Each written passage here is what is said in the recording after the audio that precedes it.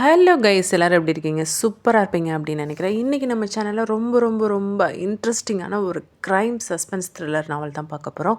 அதுக்கு முன்னாடி நிறைய பேர் நம்ம சேனலில் சப்ஸ்கிரைப் பண்ணாமலே பார்த்துட்டே இருக்கீங்க. அந்த மாதிரி வியூவர்ஸ் எல்லாமே மறக்காமல் என்னோடய சேனலை சப்ஸ்கிரைப் பண்ணி எனக்கு சப்போர்ட் பண்ணுங்கள்.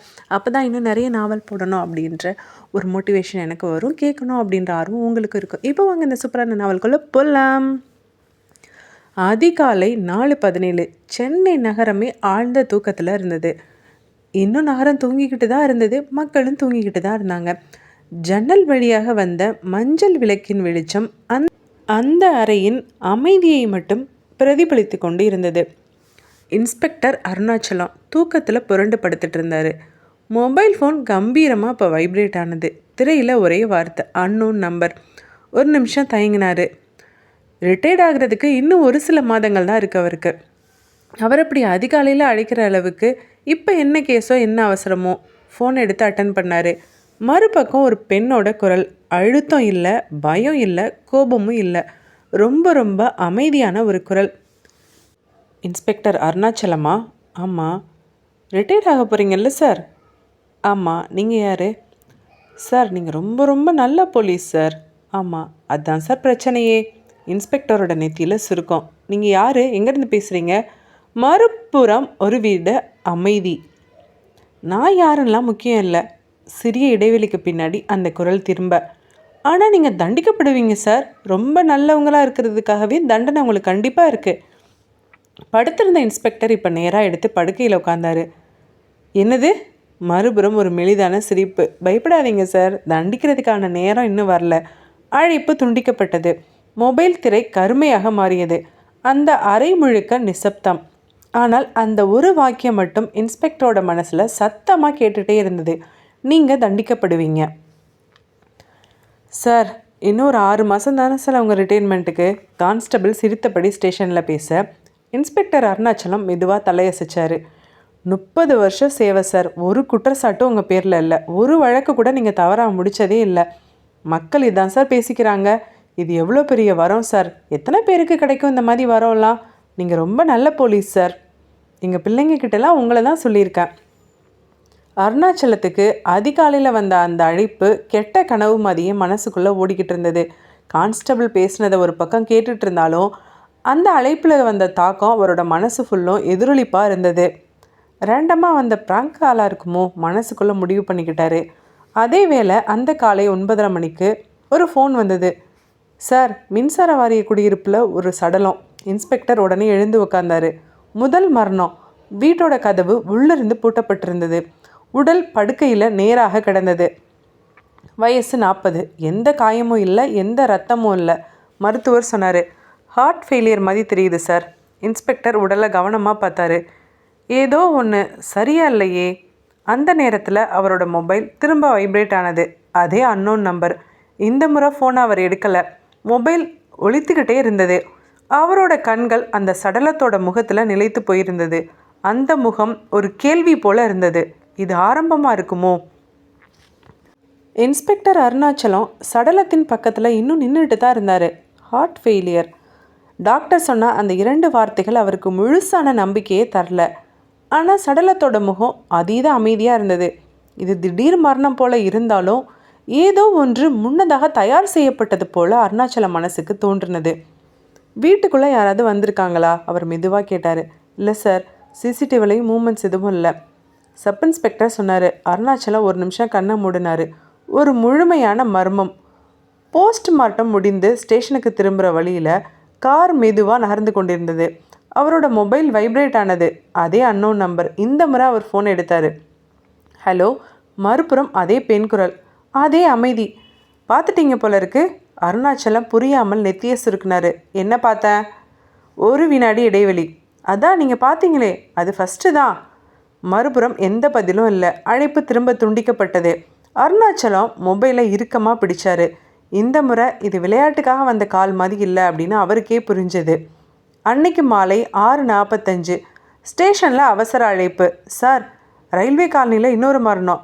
அருணாச்சலம் ஒரு நொடி கூட யோசிக்கலை. வீடு சுத்தமாக இருந்தது. எந்த போராட்டத்துக்கான அடையாளமும் இல்லை. உடல் சோஃபாவில் சாய்ந்து கிடந்தது. வயது 40. மீண்டும் அதே வயதுடைய ஆள். டாக்டர் சொன்னார், சிவியர் ரெஸ்பிரேட்டரி ஃபெயிலியர் போல் தெரியுது சார். அருணாச்சலம் சடலத்தை திரும்ப உத்து பார்த்தாரு. 2 மரணங்கள், 2 வேறு வேறு இடங்கள், 2 வேறு வேறு காரணம். ஆனால் வயசு மட்டும் ஒரே மாதிரி. இன்ஸ்பெக்டரோட மனசுக்குள்ளே ஒரு கேள்வி, கோயின்சிடென்ஸா அது? இல்லை. அருணாச்சலம் அந்த வார்த்தையை திரும்ப உச்சரித்து பார்த்தாரு. கோயின்சிடென்ஸ் இல்லை.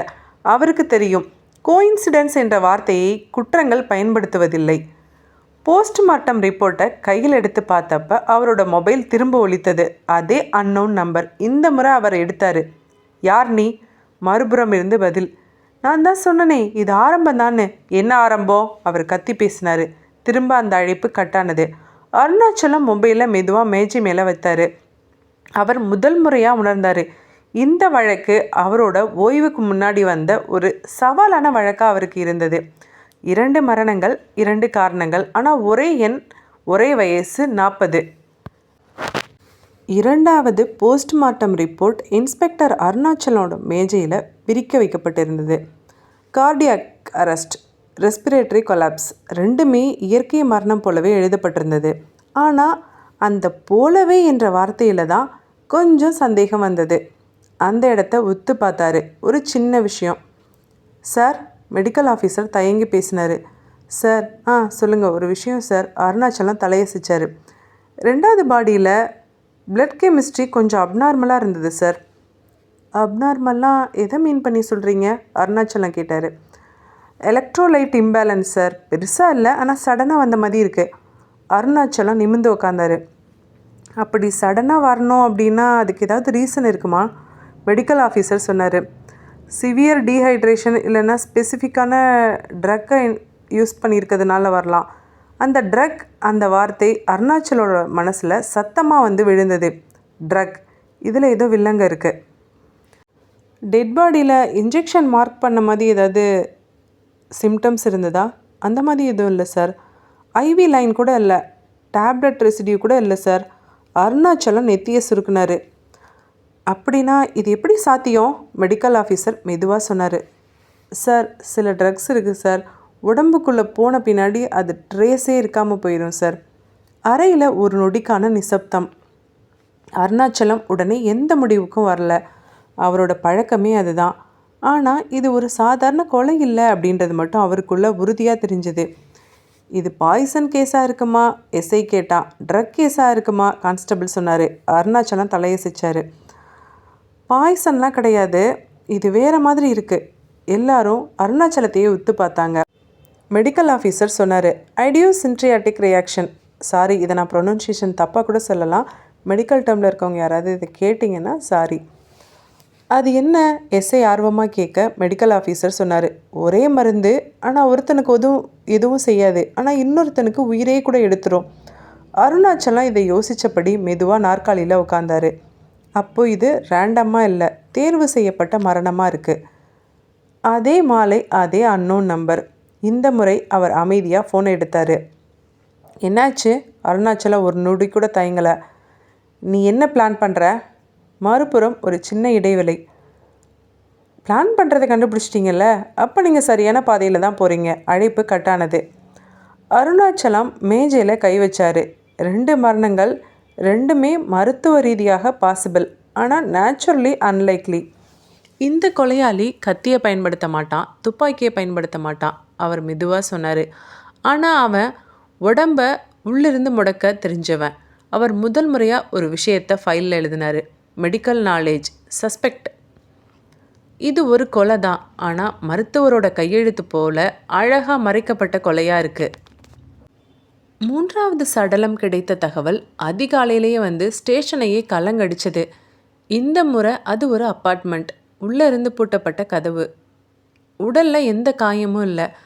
மருத்துவர் ஒரே வார்த்தை சொன்னார். சடனாக ஆர்கன் ஷட் டவுன் ஆயிருக்கு. அருணாச்சலம் உடனே கேட்ட முதல் கேள்வி இதுதான். வயசு என்ன? 40 சார். அந்த வார்த்தை இந்த முறை அவருக்குள்ளே மெதுவாக இறங்கினது. ஒரு கணக்கு புத்தகம் போல் இருந்தார். அருணாச்சலம் மேஜையில் ஒரு வெற்று காகிதத்தை வச்சார். 40 40 40. பேனாவை நிறுத்தினார். கோயின்சிடென்ஸ் என்ற 3 ஒரே எண்ணிலையா வரும்? வராதில்ல. இவங்க 3 பேருக்கு வேறு ஏதாவது காமன் பாயிண்ட் இருக்கா? அவர் கேட்டார். டீம் உடனே வேலையில் இறங்கினாங்க. ப்ரொஃபஷன் காமன் கிடையாது, ஏரியாவும் இல்லை காமன் இல்லை, லைஃப் ஸ்டைலும் காமன் இல்லை, ஹெல்த் ஹிஸ்ட்ரி எதுவும் காமன் இல்லை, ஃப்ரெண்ட்ஸா அதுவும் இல்லை. அருணாச்சலம் மெதுவாக சொன்னார். அப்போது காமன் பாயிண்ட் அப்படின்றது அவங்க வாழ்க்கையில் இல்லை, அவங்க காலத்தில் இருக்கும். காலமா? எஸ்ஐ குழப்பத்தோடு கேட்டார். ஆமாம், அவங்க எல்லோரும் ஒரே வயசில் தானே இருக்காங்க. இப்போது போலீஸ் ஸ்டேஷனில் ஒரே குழப்பம். 4வது மரணம். அந்த அமைதி அதிக நேரம் நீடிக்கவில்லை. ஈவினிங் 7:10. சார், இன்னொரு இன்ஃபர்மேஷன். அருணாச்சலம் கண்களை மூடினார். சொல்லு சார். அதே தான், வயசு 40. இப்போது அந்த 40 அப்படின்றது ஒரு எண்ணிக்கை கிடையாது, அது ஒரு வயசோட எண்ணிக்கை கிடையாது, அது ஒரு அடையாளம். அருணாச்சலம் மேஜையில் இருந்த எல்லா ஃபைல்ஸையும் ஒரே வரிசையில் வச்சார். இவங்க ரேண்டமாக இருக்கலை. அவர் மெதுவாக ஆனால் உறுதியாக சொன்னார். யாரோ ஒரு வயசை தேர்வு பண்ணியிருக்காங்க. சார், அது ஏன் சார் 40 வயசுக்காரங்களையா பார்த்து கொலை பண்ணணும்? எஸ்ஐ கேட்டார். அருணாச்சலம் பதில் சொல்லலை. அவரோட வாழ்க்கையில் தெரிந்த ஒன்று. ஏன் அந்த கேள்வி வர்றதுக்கு முன்னாடி எப்படி அந்த பதில் வந்திருக்கணும். அன்னோன் நம்பர் திரும்ப வந்தது. இந்த முறை ஒரே ஒரு வாக்கியத்தை சொன்னது. கண்டுபிடிச்சிட்டிங்க போல. அருணாச்சலம் இப்போ எந்த ஆவேசமும் காட்டலை. கவனிச்சிட்டேன். மறுபுறம் ஒரு நொடி அமைதி. எனக்கு அதுதான் முக்கியம். அழைப்பு திரும்ப கட்டானது. அருணாச்சலம் தன்னோட டைரியில் ஒரே ஒரு வரி எழுதினார். Victims chosen by age, motive still hidden. அவர் பேனாவை மூடினார். இந்த வழக்கு இப்போது அவருக்கு ஒரு தெளிவாக இருந்தது. இது தனிப்பட்டது, ஆனால் இன்னும் அவருக்கானதாக இல்லை. இந்த கொலைகளில் உயிர்கள் மட்டும் இல்லை, ஒரு காலகட்டமே குறிவைக்கப்பட்டிருப்பது போல தோணுது. 4வது மரணத்துக்கு பின்னாடி இன்ஸ்பெக்டர் அருணாச்சலம் முதன்முறையாக சடலத்தோட வீட்டை கவனிக்க ஆரம்பித்தார். இறந்தவர் ஒரு பெரிய குடும்பத்தில் இருந்தார்.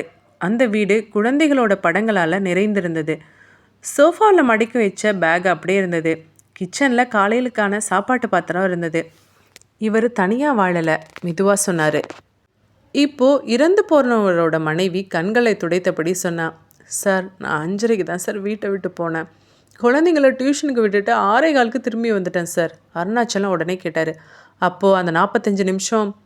அந்த பொண்ணு அழுதுகிட்டே தலையசிச்சா. ஆமாம் சார், அந்த நேரம் மட்டும்தான் சார் அவர் தனியாக இருந்தார். அருணாச்சலம் எதுவும் சொல்லலை, ஆனால் அந்த 45 நிமிஷம் அவருக்குள்ளே ஒழிச்சிக்கிட்டே இருந்தது. அவர் கேஸ் ஃபைல்களை திரும்ப திறந்தார். முதல் மரணம், மனைவி ஈவினிங் ஷிஃப்ட் போயிருந்தாங்க, குழந்தை ஹாஸ்டலில் இருக்குது. 2வது மரணம் நடந்த ஆள், ஒய்ஃபு ஹாஸ்பிட்டல் டியூட்டி. வீடு 1 மணி நேரம் காலியாக இருந்தது. 3வது மரணம், குழந்தைகள் விளையாட போயிருந்தாங்க, ஒய்ஃபு மார்க்கெட் போயிருந்தாங்க. 4வது மரணம் 45 நிமிஷம் தனியாக இருந்திருக்காரு. அருணாச்சலம் பேனாவை மேஜையில் வச்சார். இவங்க தனியாக இருந்தாங்கன்னு இல்லை, தனியாக இருக்கிற ஒரு நேரம்தான் அவங்களுக்காக தேர்வு செய்யப்பட்டிருக்கு. அவர் மெடிக்கல் ஆஃபீஸரை திரும்ப கூப்பிட்டாரு. டாக்டர், ஒரு மருந்து உடம்புக்குள்ளே போயிட்டு 6 மணி நேரம் கழித்து கூட வேலை செய்யுமா? டாக்டர் யோசித்தார். கண்டிப்பாக சார், சில மருந்துகள் அந்த மாதிரி செய்யும், எக்ஸ்பெஷலி ட்ரிகர் டைமிங் கரெக்டாக இருந்ததுன்னா. அதாவது என்ன சொல்ல வரீங்க? அருணாச்சலம் தெளிவாக சொல்லுங்கள் அப்படின்னு டாக்டரை பார்த்து கேட்க. ஸ்ட்ரெஸ், டீஹைட்ரேஷன் இல்லைனா ஸ்பெசிஃபிக்காக பாடி ஸ்டேட் வந்தால் ரியாக்ஷன் சடனாக ட்ரிகர் ஆகும் சார். அருணாச்சலம் மெதுவாக மூச்சு விட்டார். மரணம் ரேண்டமாக நடந்ததில்லை, ப்ரிசைஸ் பண்ணப்பட்டிருக்கு. இப்போ அவர் தன்னோட நோட்புக்கில் ஒரு புதிய ஹெட்டிங் எழுதினார். Family exist, death waits for him. அவர் அந்த வார்த்தைகளை பார்த்து ஒரு நிமிடம் அப்படியே உறைந்து நின்றார். இந்த கொலையாளி வீடுகளை தேர்வு செய்யலை, வாழ்க்கையில் இடைவெளியை தேர்வு செய்திருக்கிறான். அந்த அழைப்பு திரும்ப அன்னோன் நம்பர். இந்த முறை அவர் எதுவுமே பேசலை. திரும்ப அந்த பக்கம் அந்த பெண்ணோட குரல். நேரம் ரொம்ப முக்கியம் இல்லையா? அருணாச்சலம் அமைதியாக பதில் அளித்தார். நேரம் முக்கியம் இல்லை, நீதான் எனக்கு ரொம்ப முக்கியம். ஒரு வினாடி அமைதி. இன்னும் புரியலை. அழைப்பு கட்டானது. அருணாச்சலம் நாற்காலியில் சாய்ந்து உட்கார்ந்தாரு. இந்த கொலையாளி கோபத்தில் கொலை செய்கிறவன் போல இல்லை, அவன் காத்திருக்க தெரிஞ்சவனாக இருக்கான். அவர் எழுந்தார். அதனால தான் இந்த வழக்கு இன்னும் சிக்கலாக இருக்குது. சைபர் கிரைம் ரூம் எப்போதும் போல் ரொம்ப குளிர்ச்சியாக இருந்தது. மானிட்டர்களில் ஓடிட்டு இருந்த எண்கள், வரைபடங்கள், சிக்னல் கிராஃப்ஸ் இன்ஸ்பெக்டர் அருணாச்சலமுக்கு எந்த நம்பிக்கையும் தரல. அவர் மொபைல் மேஜையில் வச்சார். இந்த நம்பர், இதிலிருந்து தான் எல்லா அழைப்பும் வருது. அந்த சைபர் கிரைம் ஆஃபீஸர் மெதுவாக கீபோர்டில் டைப் பண்ணார். முதல் முடிவு சிம் இல்லை சார். அவர் நிமிர்ந்து பார்த்தாரு.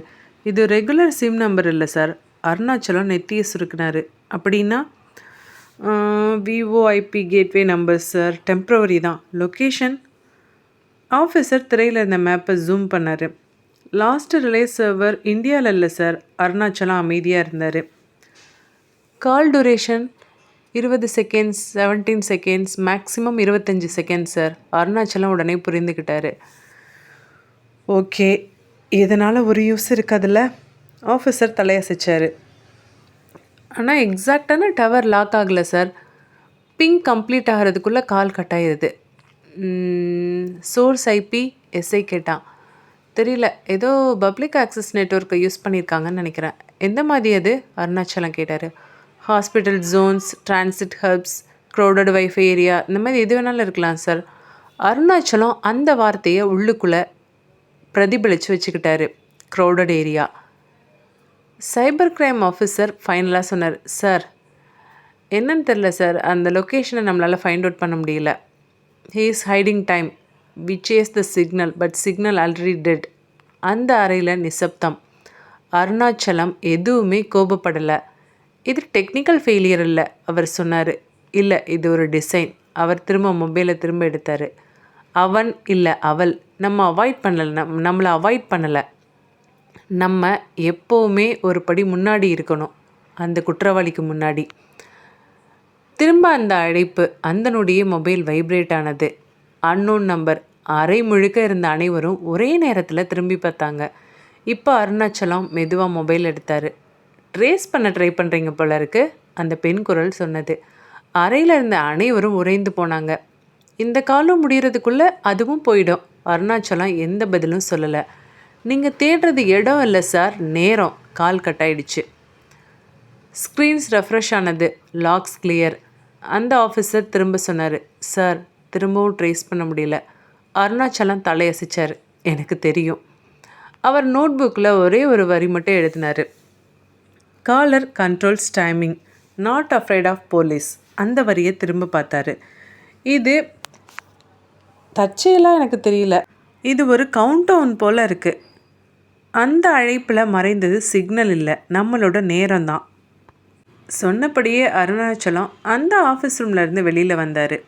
அடுத்த நாள் மழை பெய்யாத மேகங்கள் சென்னை நகரத்தின் மீது சுமந்திருந்தது போல் அந்த மாலை அவ்வளவு கனமாக இருந்தது. இன்ஸ்பெக்டர் அருணாச்சலம் 3வது காஃபியை முடித்த போதும் அவரோட மனசு அமைதியாகலை. இது 5வது காஃபி. அது அவருக்கு தெரியாமலும் இல்லை. அந்த மனுஷன் வயசு 40. அன்றைய நாள் அவன் சாதாரணமாக தான் தொடங்கியிருந்தான். காலையில் பிள்ளைங்களை போய் ஸ்கூலுக்கு விட்டான். மனைவியை ஆஃபீஸ் கிளம்பிட்டா. மதியம் லைட்டாக ஒரு லஞ்ச் எடுத்துக்கிட்டான். நிறைய தண்ணீர் இல்லை. ஈவினிங் ஜிம் போகணும் அப்படின்னு நினச்சி போகாமல் வீட்டிலையே இருந்தான். 6:30 to 7 வீடு காலியாக இருந்தது. அதாவது அவன் மட்டும்தான் இருந்தான், யாருமே இல்லை. அதே மாதிரி மாறணும். 7-8 அவன் பாத்ரூம்லேருந்து வெளியில் வந்தப்போ ஒரு சிறிய தலை சுற்றல். பிபி குறைஞ்சிருக்கும் அவன் நினச்சான். 7:11 மூச்சு சிறிது வேகமானது. 7:13 கண் பார்வை மங்கினது. 7:15 அவன் சோஃபாவில் சாய்ந்தான். அந்த நொடியில் உடம்புக்குள்ளே ஒரு ட்ரிகர் முழுமையாக வேலை செய்ய தொடங்கினது. மருத்துவ அறிவிப்பின் கையொப்பம். அதுக்கப்புறம் தான் தெரிந்தது. No poison, no injection, no pill residue. ஆனால் பிளட் பொட்டாசியம் சடனாக ட்ராப் ஆகிருக்கு. Heart rhythm collapse, respiratory muscles failure. ஒரே நேரத்தில் மெடிக்கல் ஆஃபீஸர் சொன்னார் போஸ்ட்மார்ட்டம் பார்த்துட்டு. சார், இது டெக்ஸ்ட் புக்கில் கூட ரொம்ப அரிதான காம்பினேஷன். அருணாச்சலம் அந்த வார்த்தையை பிடிச்சிக்கிட்டாரு. காம்பினேஷன். 7:19 unknown number. அதே கால் தான். அருணாச்சலம் கால் எடுத்தார். இப்போது கொஞ்சம் புரியுதா? அதே பெண் குரல். கொஞ்சமாக புரியுது. நீ எங்கே இருக்க? ஒரு வினாடி அமைதி. நேரத்துக்குள்ளே தான் இருக்கேன். புரியாமல் பேசினபடி காலை கட் பண்ணான். இப்போ அருணாச்சலத்துக்கு பக்கத்தில் நின்றுட்டு இருந்த எஸ்ஐ நெற்றியை சுருக்குனா. சார், இது எப்படி சார் பாசிபிள்? அருணாச்சலம் பதில் சொல்லலை. அவர் மேஜையில் இருந்த கேஸ் ஃபைல்ஸை பார்த்தாரு. 5 மரணங்கள், 5 வெவ்வேறு மெடிக்கல் கேசஸ். ஆனால் ஒரே டைமிங் லாஜிக். அருணாச்சலம் மெதுவாக சொன்னார். இந்த கொலையாளி ரொம்ப அவனோட வலிமையை வெளியில் காட்டிக்க விரும்பலை. அந்த கொலையாளியோ அவனோ அவளோ உடம்பு எப்போ விழும் அப்படின்றத தெரிஞ்சுக்கிட்டு காத்துட்டு இருந்த மாதிரி இருக்குது. அவர் டீமை பார்த்தாரு.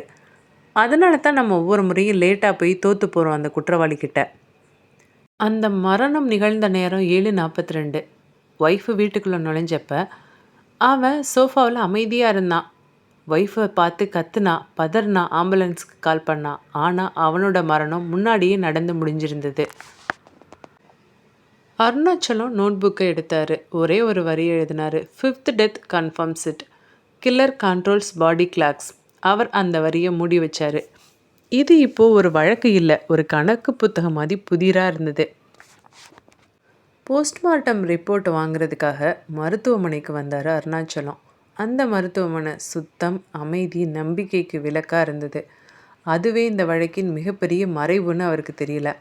இன்ஸ்பெக்டர் அருணாச்சலம் அந்த மருத்துவமனையோட காரிடரில் மெதுவாக நடந்தார். இருபுறமும் வெள்ளை சுவர்கள், ஒளி இல்லாத நடை. மருத்துவமனைக்கு வந்ததற்கான அதிகாரப்பூர்வமான காரணம் என்னமோ போஸ்ட்மார்ட்டம் கிளாரிஃபிகேஷன் தான். ஆனால் அவரோட கவனம் அந்த அமைப்போட ஓட்டத்தில் இருந்தது. நர்சஸ் ஷிஃப்ட் ஆகிறாங்க, ஓபி டைமிங் பார்த்தாரு, ஃபார்மசியில் இருக்கவங்கள பார்த்தாரு, எல்லாத்தையுமே பார்த்துட்டே இருந்தார். எல்லாமே நேரம் நிமிடம் அளந்து இயங்கினது போல் இருந்தது. அருணாச்சலம் நின்னார். டைமிங். சார், அந்த 5th case rare sir, but possible தான், ஒரு சீனியர் டாக்டர் சொன்னார். பாசிபிள் ஆனால் ப்ராபபிளா? அருணாச்சலம் கேட்டார். டாக்டர் கொஞ்சம் யோசிச்சார். ப்ராபபிள் ஆகணும் அப்படின்னா கண்டிஷன்ஸ் அலைன் ஆகணும் சார். என்ன கண்டிஷன்ஸ் அலைன் ஆகணும்? ஹைட்ரேஷன் ஸ்டேட்டஸ், ஸ்ட்ரெஸ், அது மட்டும் இல்லாமல் ப்ரையரான மெடிக்கேஷன் ஹிஸ்ட்ரியும் இருக்கணும். அருணாச்சலம் அந்த பட்டியலை மனசுக்குள்ளே வச்சுக்கிட்டாரு. அலைன் ஆகணும். Pharmacy counter. சார், இந்த ட்ரக்ஸ் எல்லாம் ரெகுலர் சப்ளை தானே? ஃபார்மசிஸ்ட் சொன்னார். ஆமாம் சார். இப்போது கொஞ்ச நாளாக இங்கே ஏதாவது அன்யூஷுவலான ரெக்வஸ்ட் ஏதாவது இருந்ததா ட்ரக்ஸில்? அருணாச்சலம் கேட்கவும் அந்த ஃபார்மசிஸ்ட், அன்யூஷுவலாக எதுவும் இல்லை சார். ஆனால் சர்டன் காம்பினேஷன்ஸ் ரேராக கேட்பாங்க சார். நாட் இல்லீகல், பட் அன்காமனாக இருக்கும் அது. அருணாச்சலம் கண்ணாடி வழியாக ஷெல்ஃபை பார்த்தாரு. ஒவ்வொரு பெட்டியும் ஒவ்வொரு சாத்தியக்கூறாக இருந்தது. இப்போது அருணாச்சலம் எஸ்ஐயே பக்கத்தில் கூப்பிட்டாரு. ஹாஸ்பிட்டலில் க்ரைம் நடக்க ஏதாவது வாய்ப்பு இருக்கா? எஸ்ஐ தலையசைச்சான். எவிடன்ஸ் க்ளீனாக இருக்கணும் சார், பார்க்கலாம்.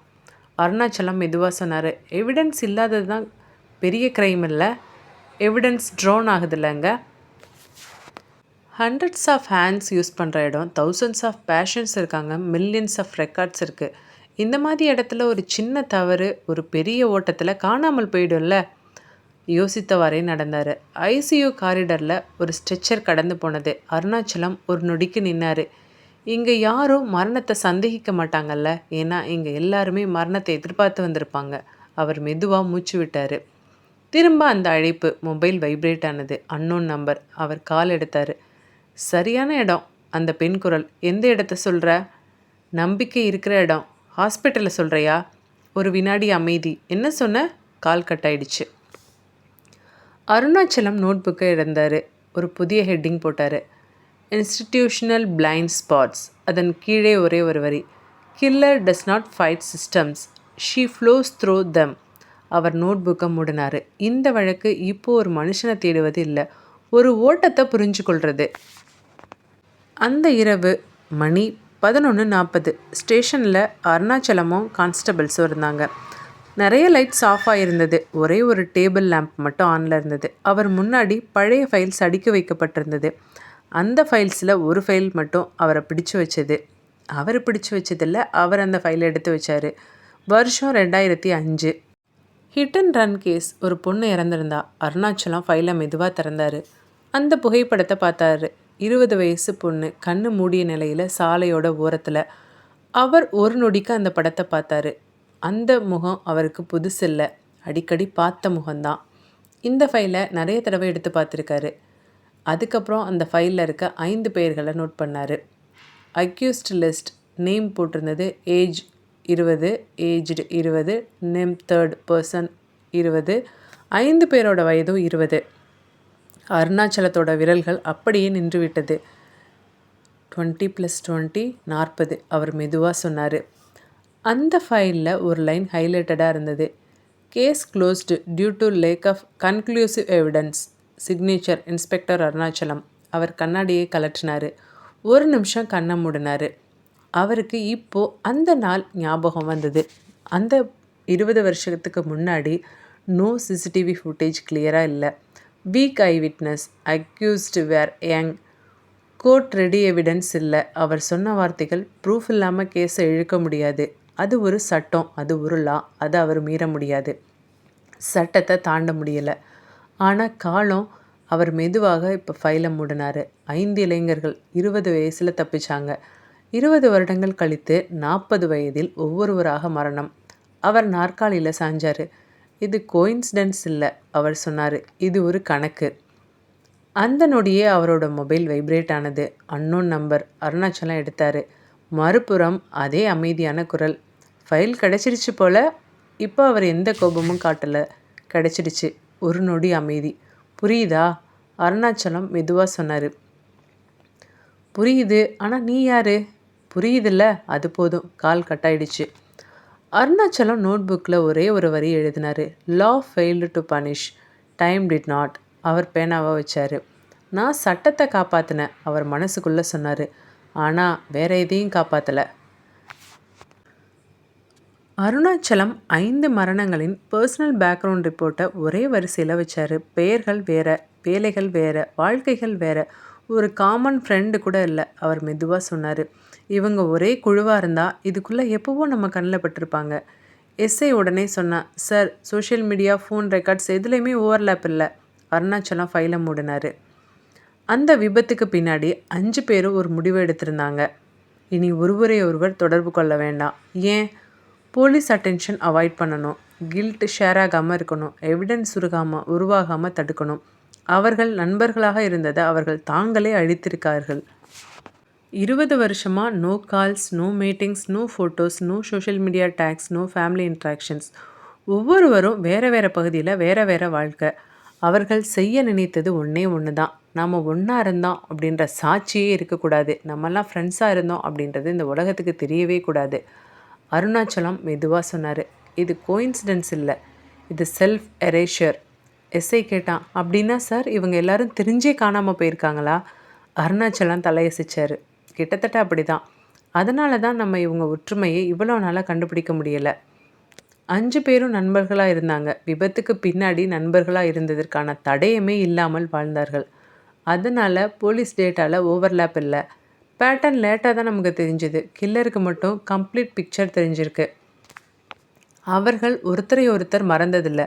உலகம் அவர்களை ஒன்றாக நினைக்காமல் இருக்க பண்ணியிருக்காங்க. அடுத்த நாள் இரவு 3:05. இரவுன்னு சொல்ல முடியாது, அதிகாலை. மழை இல்லை, காற்று இல்லை. ஆனால் இன்ஸ்பெக்டர் அருணாச்சலம் அறைக்குள்ளே ஒரு கனத்தை உணர்ந்தார். அப்படி ஒரு அமைதி. மேஜையில் அந்த பழைய ஃபைல் நம்பர் 417. அதை அவர் மூடவும் நினைக்கல. அந்த நொடியே மொபைல் வைப்ரேட் ஆனது. Unknown number. இந்த முறை அவர் தயக்கமே இல்லை, எடுத்தார். சார், மரியாதையான அந்த பெண் குரல். இப்போ அதில் மறைவு இல்லை, பயமும் இல்லை. சொல்லு, நான் எங்கே வரணும்? கண்டிப்பாக வரணும். நீங்கள் நம்பிக்கை இருக்கிற இடத்துக்கு வாங்க.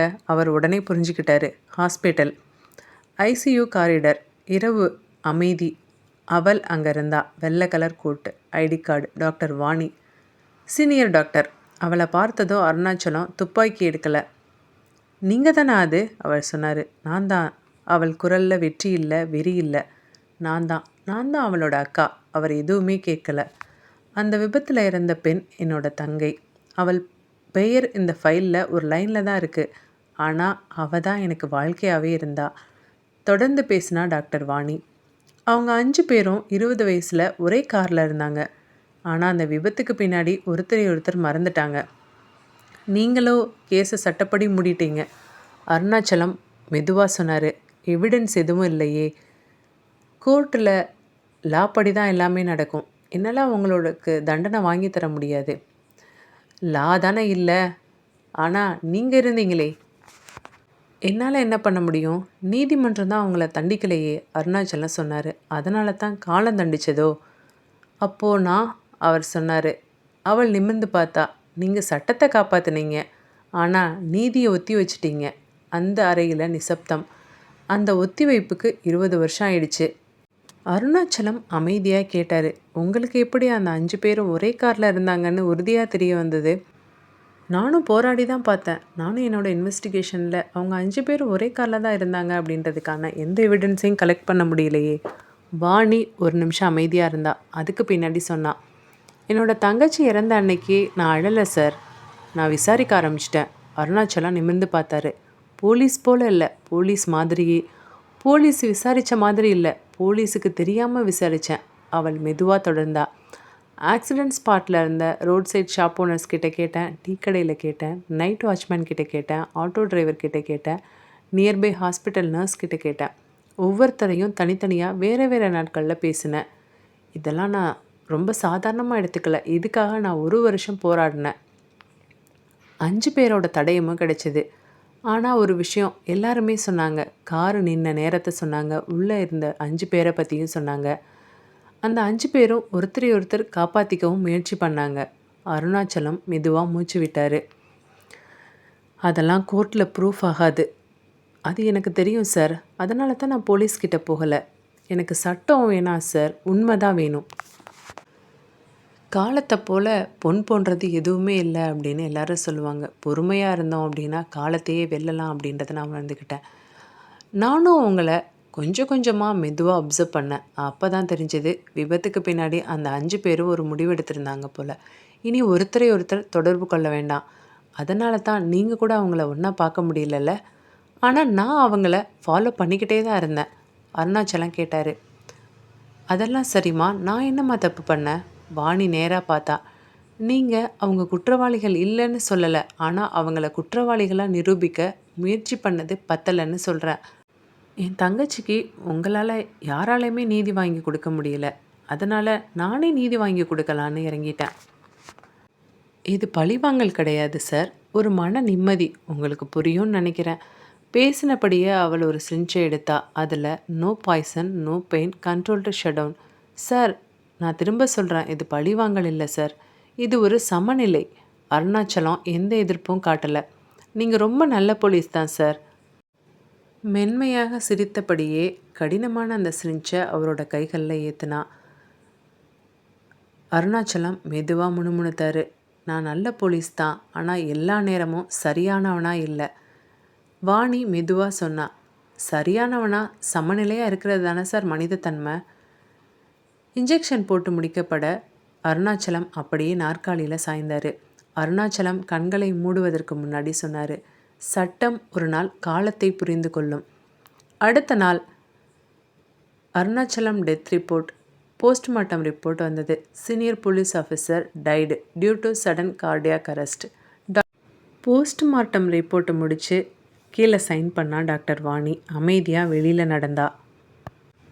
மனதுக்குள் சொன்னாள், சட்டம் அன்று பேசாத இடத்துல நான் உனக்காக பேசினேன். தங்கச்சியை நினச்சி மனசுக்குள்ளே பேசிக்கிட்டே அமைதியாக நடந்து போனான்.